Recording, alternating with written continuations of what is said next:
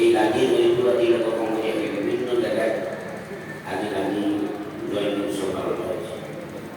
আজি গুৰুজনা জয়ন্ত জয়ন্তী, এই গুৰুজনা জয়ন্ত জয়ন্তী সংগঠনে বিভিন্ন জায়গায় আজি নাম কীৰ্তনৰ ভাগৱত আয়োজন কৰিছে। মই প্ৰথমে গৰু বাইয়া গাই পিছত আহিলোঁ বাচনঘাট আমাৰ জনজাতি নামঘৰত, আৰু ইয়াৰ পৰা মই বুলিবলৈ যাম আমাৰ প্ৰাক্তন মহিলা সমিতিৰ বিধায়ক আৰু নেতৃত্বত ভয়ংকৰ নেতৃত্বত মৰিগাঁও নগৰলৈ এখন জন্মজয়ন্তী উৎসৱ আয়োজন কৰিছে। গতিকে এই ভোগটোনি পৰিমণি ৰাতি উপস্থিত হোৱা মোৰ বা সমস্ত আহিব। আজি দিনটো এটা পবিত্ৰ দিন। এই পবিত্ৰ প্ৰলম্বত উপনীত হৈ উপস্থিত হৈ মই আপোনালোকৰ বাবে মই ভাগ্যৱান বুলি ভাবিছোঁ, কিয়নো আজি ঈশ্বৰৰ গুণানী দিৱস হৈছে। এই ঈশ্বৰৰ গুণানী দিৱসে আমাৰ অপায় অমূল্য শান্তি প্ৰতিষ্ঠা কৰিব। আৰু গুৰুজনে ভাৰতবৰ্ষগত পূৰ্বাঞ্চলত নগাঁও বৰদোৱা আদি পুখুৰীত জন্মগ্ৰহণ কৰি অসমীয়া জাতিটোক আধ্যাত্মিকভাৱে ভাষা আৰু সংস্কৃতিৰ মাজেৰে অসমীয়া জাতিটোক বিশ্বনিৰ্ভৰ কৰিছে। এনে এটা মহান আদৰ্শৰে আমি উঠি অহা যুৱক যুৱতীসকলক সঠিক পথে আগুৱাই নিয়াত আপোনালোকে আগভাগ লৈছে। আপোনালোকৰ প্ৰধান দায়িত্ব এই বাক সমস্যাভাৱী ভক্তসকল আদি প্ৰজন্মসকলক সঠিকভাৱে আগুৱাই নিয়াত আপোনালোকৰ দায়িত্ব। গতিকে অসমীয়া সমাজখনৰ বিভিন্ন ভাগত বিভক্ত, আধ্যাত্মিকভাৱে বিভক্ত, ভাষাৰ সমষ্টিভাৱে বিভক্ত, ৰাজনৈতিকভাৱে বিভক্ত।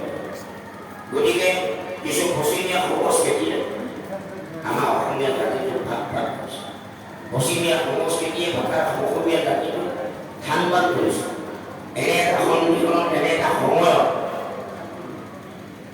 সংঘসমূহ এটা বিশাল অনুষ্ঠানে অসমীয়া জাতিটোক সঠিক পথে আগুৱাই নিয়া যি দায়িত্ব আপোনালোকে ল'লে, সেই দায়িত্বটোকে মহান। গতিকে আপোনালোকৰ দায়িত্বৰ মাজেৰে উঠি অহা যুৱক যুৱতীসকলক সঠিক পথে আগুৱাই নিব বুলি মই আশা ৰাখিছোঁ। এই বাক সমস্ত আহিবতীসকল আধ্যাত্মিকভাৱে কোনো জ্ঞান নাই, আৰু গুৰুজনে সৃষ্টি কৰি আদৰ্শ মানুহৰ মাজত থকা অস্পৃশ্যতা ভেদাভেদ আৰু মানুহৰ মাজত থকা উচ্চ নিচ ভেদাভেদ পৰিহাৰ কৰি এখন নতুন বস্তুত সমাজ গঢ় দিয়াটোৱে মোৰ লক্ষ্য গুৰুজনা। এনে এটা সময়ত, এনে এটা সন্ধিক্ষণত ভোগতলি বৃহৎ অঞ্চলটোত আপোনালোকে এই সম্পৰ্কে আত্মনিয়োগ কৰিছে। এইটো ভাল পদক্ষেপ। এই পিছপৰা অঞ্চলটো আধ্যাত্মিকভাৱে আগুৱাই নিয়াত আপোনালোকে যি পদক্ষেপ গ্ৰহণ কৰিলে মই আপোনালোকক আদৰণি জনাইছোঁ। আৰু আহি থকা দিন অনাগত দিনসমূহত আপোনালোকে সঠিক পথে আপোনালোকৰ দায়িত্ব পালন কৰি এই অঞ্চল আধ্যাত্মিকভাৱে যাতে আধ্যাত্মিক ৰস বোৱাই দিব পাৰে তাৰ আপোনালোকৰ মাজত আৰু আপোনালোকৰ দায়িত্ব আৰু কৰ্তব্য।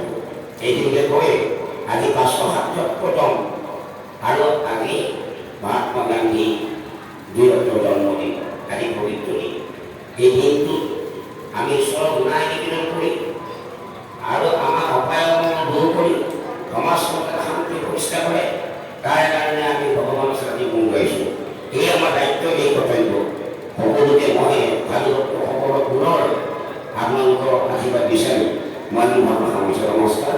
কৃষ্ণ কৃষ্ণ কৃষ্ণ কৃষ্ণ।